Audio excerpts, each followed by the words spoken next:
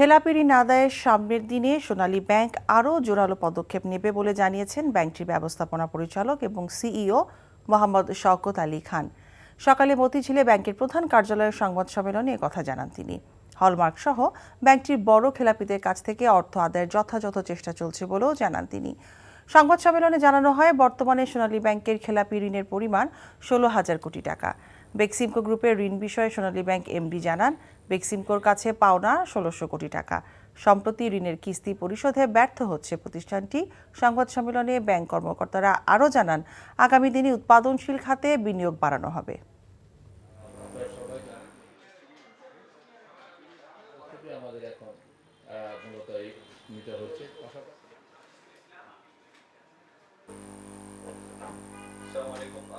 খেলাপি ঋণ 16,000 অ্যারাউন্ড না, টোটাল 16,000 কোটি টাকার মতো হতে পারে।